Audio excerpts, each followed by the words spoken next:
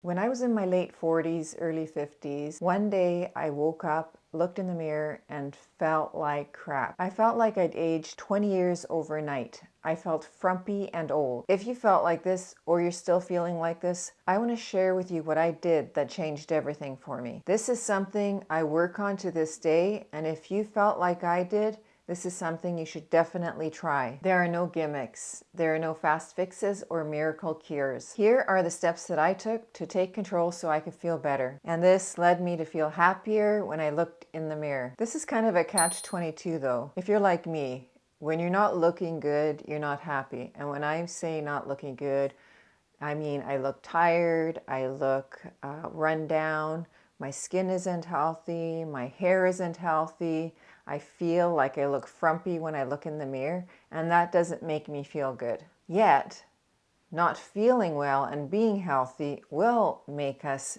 look unhealthy and unwell. So, like I said, it's a catch-22. The things that I've worked on are really easy steps. And the first thing I really suggest that you do is get some blood work done. You have to get a baseline for your health. And when you get these baseline things done, you feel a little bit more grounded and you feel like you can then move on to the next steps. So definitely always check in with your family doctor, your healthcare practitioner, and get some basic blood work done so you can have a baseline to make sure that there's no deficiencies in your system. Number 2 follows right along with that is get a physical. A lot of us tend to just overlook ourselves, especially women, caregivers, wives, mothers.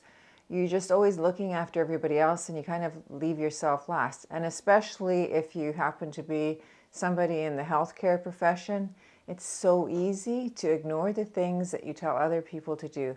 So I remember when I was in I just had turned 50, I had to get all kinds of things done because I needed to know what was happening with my body. And I had to make decisions which included what I was going to do about my hormones and going into menopause.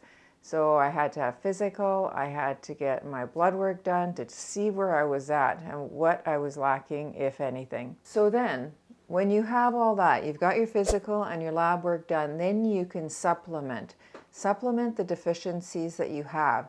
And for some people, it may be just that if you've had your vitamin D level done, you may need to boost your levels of vitamin D. Some people, it's B12. It could be a lot of different things, something very simple and inexpensive to fix. But it's really important because if you let those things go, they can really have a detrimental effect on your health. Like they have serious consequences if they're left unchecked too long. For me, one of the things I really wanted to ensure is that I started hormone replacement therapy with bioidentical hormones. So I really needed to look at everything that was going on in my body, and I chose to do that because I believe that having the hormones that our bodies has produced for so long helps women in particular prevent a lot of chronic diseases. And I in particular it's really important for me to prevent Alzheimer's disease. So I wanted to make sure that I knew where I was at and what I needed to replenish in my system. Number 4 is I had to make realistic expectations for my health and for my physical well-being, and that included realistic timelines.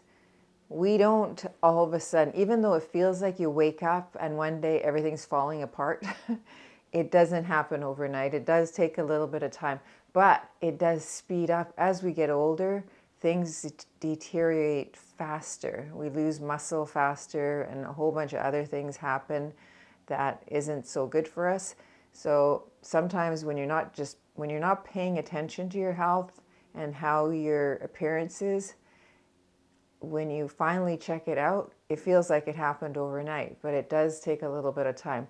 So you can't expect things to turn around right away. Don't give yourself a week, a month. Give yourself a long stretch of time to slowly start to implement changes that you're going to put in place, because you have to be realistic about that. Otherwise you give up because you don't see changes right away. You give up and you go back to the baseline again.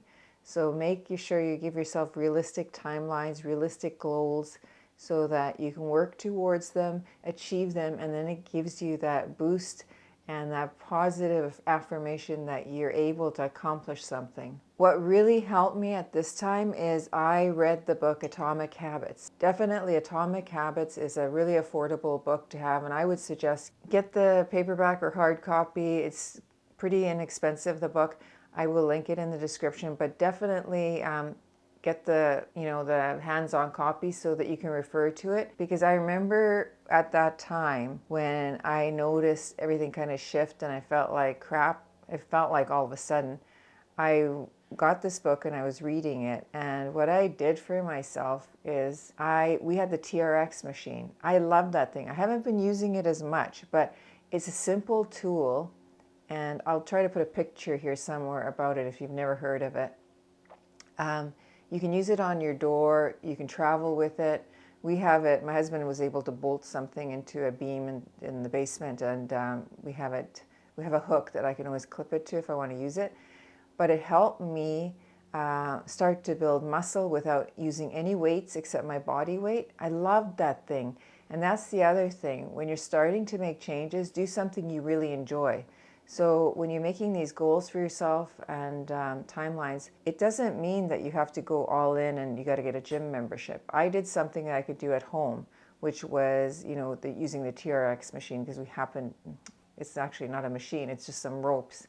And we happened to have that. And I liked it. It was fun. There's a video that came with it that I'd stick in and just follow the video, and I'd be done in 30 minutes. And I was giving myself not only increasing my flexibility, because it's a flexibility part in it. There's core strength, and then you're building some muscle, or you're using muscles because you're using your body weight.